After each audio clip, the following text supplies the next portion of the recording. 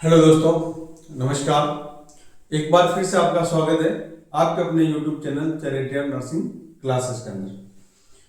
अपन endocrine system पढ़ रहे थे, जिसके अंदर अपन ने लास्ट ग्लैंड जो डिस्कस की थी वो थायराइड ग्लैंड डिस्कस की थी। उसके बाद में अपन ने पैराथायराइड ग्लैंड डिस्कस कर ली थी।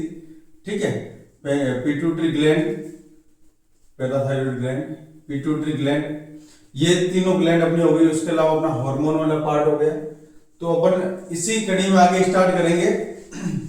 आज का अपना जो टॉपिक होगा वो होगा पेंक्रियास। क्या होगा? पेंक्रियास। ठीक है, तो आपने पढ़ा होगा pancreas it is both type of gland.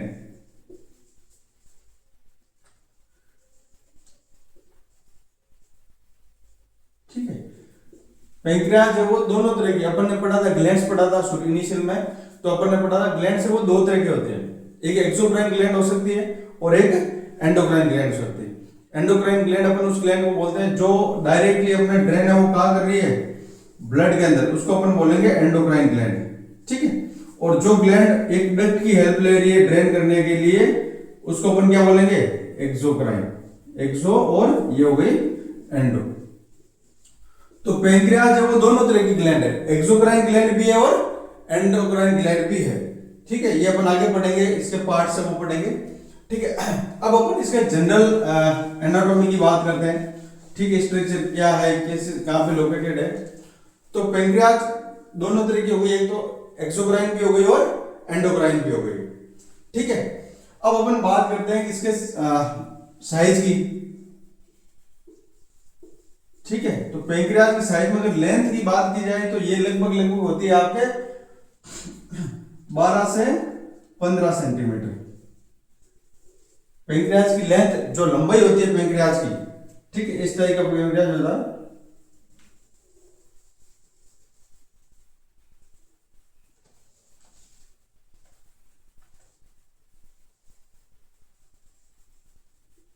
ठीक है, तो जो इसकी लंबाई है वो लेंथ कितनी होगी?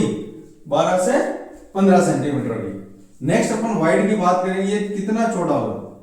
तो इसको अपन पेंक्रियास को चार पार्ट में डिवाइड करते हैं। एक ये वाला पार्ट हो गया जिसको अपन बोलते हैं हेड, एक ये वाला जिसको अपन बोलते हैं नेक, ये वाला जिसको अपन बॉडी, और लास्ट में जो बचा उसको अपन क्या बोलेंगे? टेल बोलेंगे। तो इन चारों का जो वाइड है ये अलग अलग है।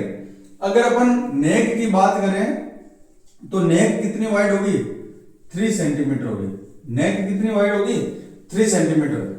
अगर वही अपन बॉडी और हेड, वही अगर अपन बॉडी और नेक की बात करें, ये हेड है ना, जो हेड की वाइडनेस होती है वो कितनी होती है? 3 सेंटीमीटर। वहीं पे अपन नेक एंड बॉडी, नेक और बॉडी की बात करें तो ये कितना होगा? लगभग 2.5 सेंटीमीटर। 2.5 सेंटीमीटर होंगे। और वही लास्ट में बचा जो पार्ट है टेल, उसका जो थिकनेस वाइडनेस होगा वो कितना होगा?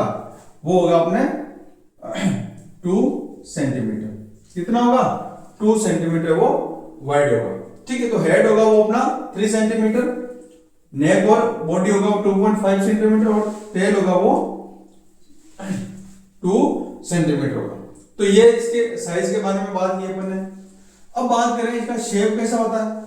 अपन ने अभी इमेज बनाई था। ठीक है, पेंक्रियास कैसे दिखता है? ठीक है, इस तरीके का। तो जो इसका साइज शेप है, शेप को आप इसको बोल सकते हो जे शेप,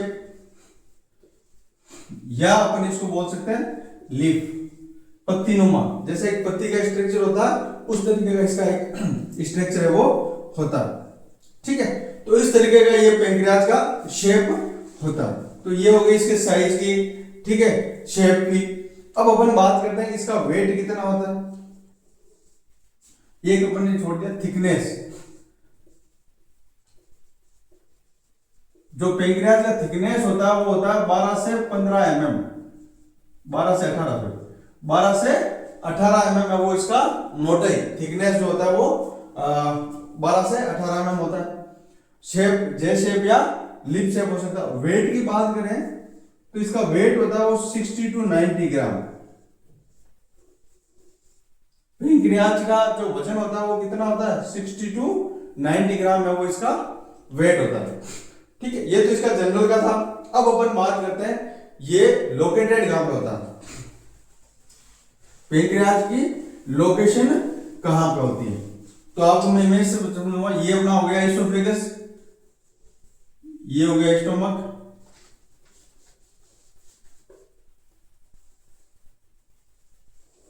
ये ड्यूडेनम वाला पार्ट हो गया। ठीक है, ये हो गया ड्यूडेनम वाला पार्ट। तो पेंक्रियाज होता है ना जो ड्यूडेनम से obliquely,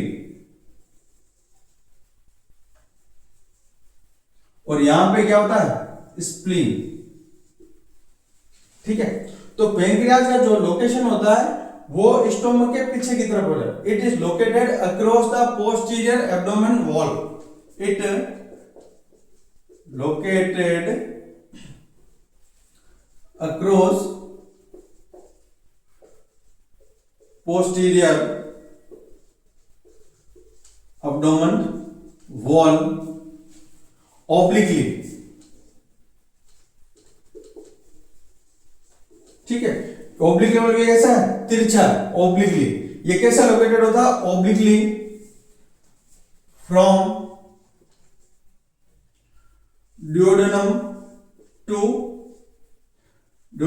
hilum of spleen.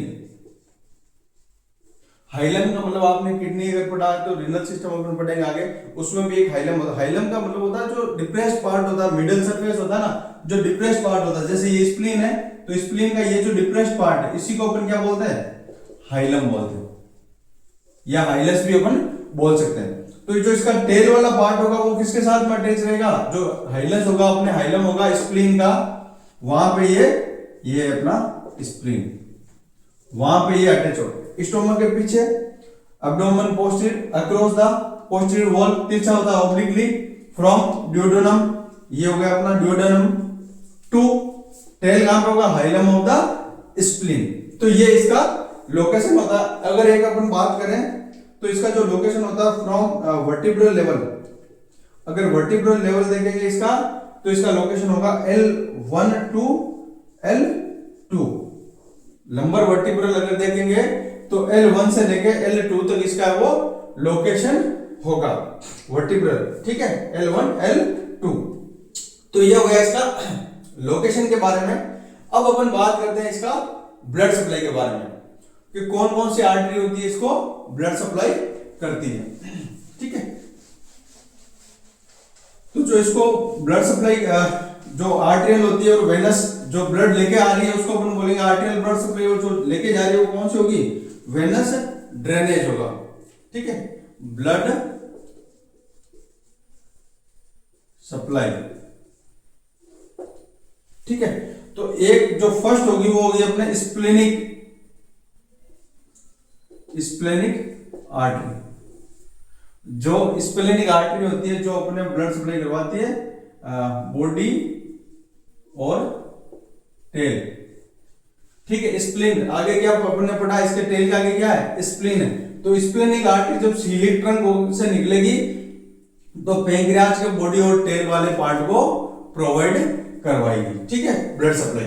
Next अपन बात करते हैं तो नेक्स्ट है अपना superior duodenal artery, superior pancreaticoduodenal artery, superior pancreaticoduodenal artery. दूसरी कौन सी होगी सुपीरियर पेंक्रिटिको ड्यूडेनल आर्टरी। ये अपना ब्रांच होता है गैस्ट्रो आर्टरी, गैस्ट्रो जो आर्टरी होती है उसकी ब्रांच होती है। ठीक है, नेक्स्ट अपन बात करते हैं गैस्ट्रिक आर्टरी ब्रांच होती है। नेक्स्ट अपन बात करते हैं इसके अलावा कौन सी होती है, तो इसके अलावा था इंफीरियर पैंक्रेटिको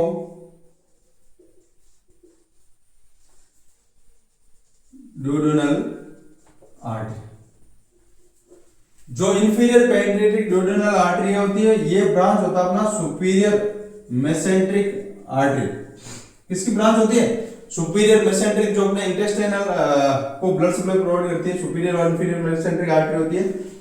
तो एक होगी स्प्लेनिक आर्टरी जो कहां से अरेंज होगी, सीलियक ट्रंक से। कहां से होगी, सीलियक ट्रंक से अरेंज होगी। ये क्या चीज होती है अपन पढ़ेंगे जब अपन कार्डियोवास्कुलर सिस्टम पढ़ेंगे। तो सीलियक ट्रंक से निकलेगी स्प्लेनिक आर्टरी और ब्लड सप्लाई करेगी पैंक्रियाज को। एक सुपीरियर पैंक्रियाटोड्यूडेनल आर्टरी होगी जो गैस्ट्रिक आर्टरी की ब्रांच होगी और पैंक्रियाज को ब्लड सप्लाई प्रोवाइड करवाएगी। नेक्स्ट होगी इंफीरियर पैंक्रियाटोड्यूडेनल आर्टरी, ये सुपीरियर मेसेंट्रिक आर्टरी की ब्रांच है और पैंक्रियाज को ब्लड सप्लाई प्रोवाइड करवाएगी। ठीक है, अब अपन बात करते हैं, ये तो था आर्टेरियल ब्लड सप्लाई। अब अपन बात करते हैं वेनस ड्रेनेज की। इसकी वेनस ड्रेनेज,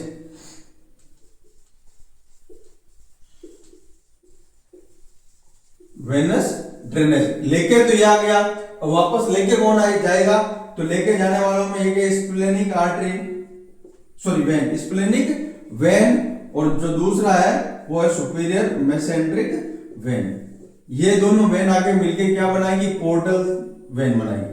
5 वेन होती है पोर्टल वेन में वैसे तो, पर ये आगे जाके किसका पार्ट बन जाएगी, पोर्टल वेन का पार्ट बन जाएगी। पोर्टल वेन एक वैसी वेन होती है जो अरेंज ही होती है कि नॉर्मली जो वेन होती है वो अरेंज कहां से होती है, इंटरस्टिशियल स्पेस है या टिश्यू से अरेंज होती है, और वो एंड होके जाकर कहां पे एंड हो रही है, हार्ट के अंदर एंड हो रही है। सुपीरियर वेना के बाद या इंफीरियर वेना जॉइंट हो गया। ठीक है, ये अरेंज इंटरस्टिशियल कैपिलरीज से अरेंज होती है और जाके एंड भी कहां पे होती है, कैपिलरीज में। ठीक है, तो कैपिलरी से अरेंज होगी वेन और जाके लिवर में कैपिलरीज में क्या होगी, ब्लड को ड्रेन कर देगी। उसको अपन बोलते हैं पोर्टल सिस्टम या पोर्टल वेन। ठीक है, ये अपन आगे पढ़ेंगे जब लिवर वगैरह पढ़ेंगे कार्डियोवास्कुलर सिस्टम। तो ये दोनों वेन होगी जो ब्लड को ड्रेनेज करने का काम करेगी। ठीक है, नेक्स्ट अपन बात करें, इसका लोकेशन हो गया, ब्लड सप्लाई कौन कर रहा है, ठीक है, क्या साइज है, शेप क्या है, स्ट्रक्चर क्या है, वो सारी चीजें अपन ने पढ़ी है पैंक्रियाज की। ठीक है, अब अपन बात करते हैं हिस्टोलॉजी की। ठीक है, तो आपने अगर पढ़ा है जो पैंक्रियाज हो दोनों तरह की ग्लैंड्स होती है, एक होती है एक्सोक्राइन और दूसरा endocrine. Pancreas is a single gland. There are both types of glands, exocrine gland और endocrine gland. ठीक है, exocrine gland की बात करें, it is responsible for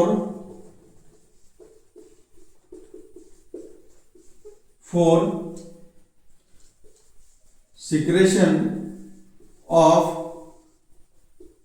digestive enzyme.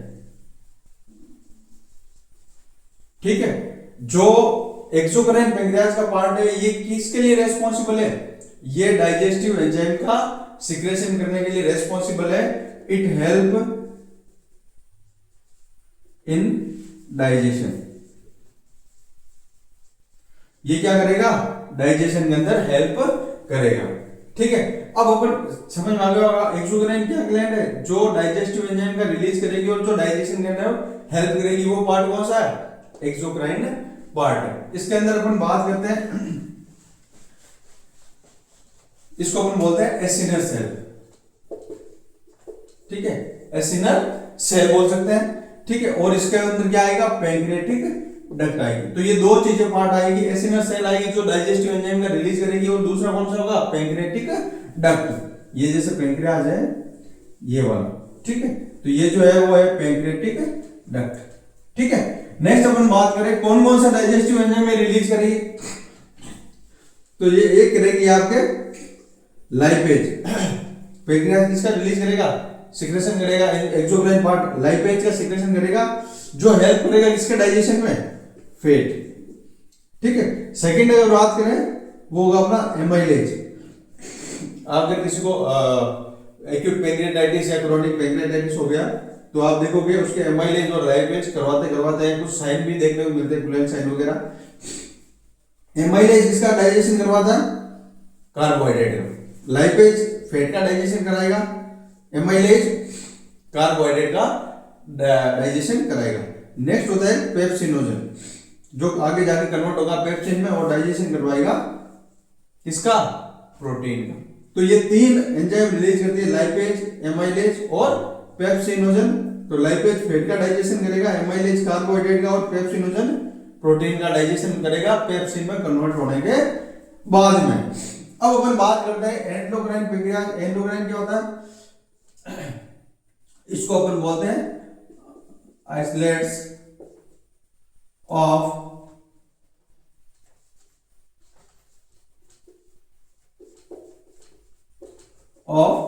लैंगरेंस। क्या बोलते हैं? आइसोलेट्स ऑफ लैंगरेंस अपन बोलते हैं एंडोक्राइन पैंक्रियाज को, जो पार्ट होता है एंडोक्राइन पैंक्रियाज का। इसका क्या काम होता? It is responsible for secretion of hormone. जो एंडोक्राइन पार्ट होता है पैंक्रियाज का, आइसोलेट्स ऑफ लैंगरेंस, ये क्या करता है? ये वो करता है हार्मोन का सिक्रेशन करता है। ठीक है, अपन ये पढ़ा अपन है। अब अपन बात करते हैं इसके अंदर कितने तरह की सेल्स होती है।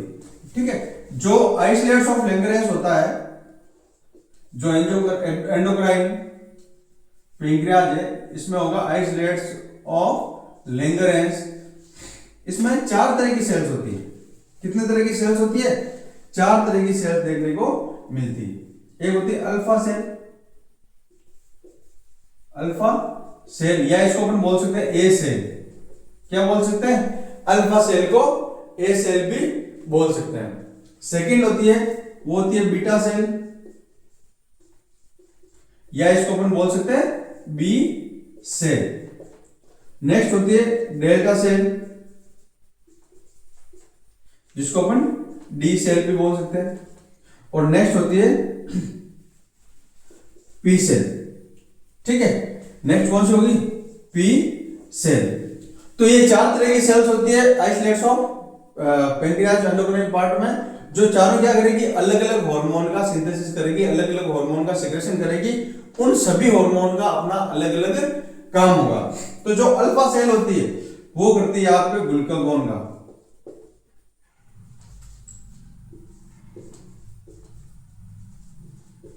ये कौन सा हार्मोन का सिक्रेशन करेगी? ग्लूकागोन हार्मोन का सिक्रेशन करेगी अल्फा सेल। जो बीटा सेल होगा वो करेगा अपना इंसुलिन का। किसका करेगा? इंसुलिन का सिक्रेशन करेगा। डेल्टा सेल करेगा सोमेटोस्टेटिन का। और जो पी सेल होता है वो पैंक्रियाटिक पेप्सिनोजन का रिलीज करता है। किसका करता है? Pancreatic pepsinogen.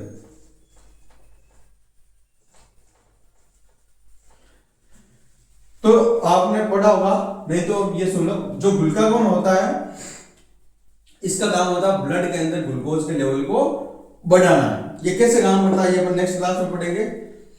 और जो इंसुलिन का काम क्या होता है? ब्लड के अंदर ग्लूकोज के लेवल को कम करना। इंसुलिन की डेफिशिएंसी से कौन सी डिजीज होती है? Diabetes mellitus. डायबिटिक मेलाइटस है वो इंसुलिन की डेफिशिएंसी की वजह से होती है। वो टाइप 2 और टाइप फर्स्ट हो सकती है। ठीक है, और इसको अपन इंसुलिन डिपेंडेंट डायबिटीज मेलाइटिस भी बोलते हैं, जो टाइप फर्स्ट होती है। और टाइप सेकंड को अपन non insulin dependent diabetes mellitus भी बोल सकते हैं। और सोमेटोस्टेटिन जो डेल्टा सेल से रिलीज हो रहा है, ये इनके दोनों को सिक्रेशन को मैनेज करता है, रेगुलेट करता है, इंसुलिन और ग्लूकागोन के सिक्रेशन को।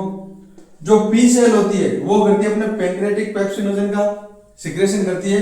इसका क्या काम होता है, फंक्शन है, वो अभी तक अननोन है, कुछ पता नहीं है। तो अल्फा सेल ग्लूकागोन का सिक्रेशन करेगी, जो ग्लूकोज के लेवल को बढ़ाएगी, अब करेगी ब्लड के अंदर। बीटा सेल इंसुलिन का सिक्रेशन करेगी, जो ग्लूकोज के लेवल को कम करेगा। इंसुलिन देते हैं अगर पोटेशियम बढ़ा हुआ है तो। ठीक है, अगर पोटेशियम बढ़ा हुआ होता है तो क्या देते हैं? Insulin plus D25। ये अपन पढ़ेंगे आगे, है ना, हाइपरकैलेमिया को जब अपन एसिड बेस बैलेंस वगैरह पढ़ेंगे, इलेक्ट्रोलाइट इम्बैलेंस पढ़ेंगे उसमें। डेल्टा सेल ये सोमेटोस्टेटिन जो इन दोनों को रिलीज करेगा। ठीक है, तो आज के वीडियो में अपन ने पैंक्रियाज के जनरल एनाटॉमी, फिजियोलॉजी, उसके एनाटॉमी के बारे में, स्ट्रक्चर के बारे में, लोकेशन, ब्लड सप्लाई और की हिस्टोलॉजी कितनी तरह की होती है, वो सारी चीजें पढ़ी। नेक्स्ट क्लास में इसका अपन फिजियोलॉजी के बारे में डिस्कस करेंगे। इसी तरीके के इंफॉर्मेटिव वीडियो देखने के लिए चैनल को लाइक करें, शेयर करें और सब्सक्राइब करें, ज्यादा से ज्यादा शेयर करें ताकि ज्यादा से ज्यादा लोगों की हेल्प हो सके।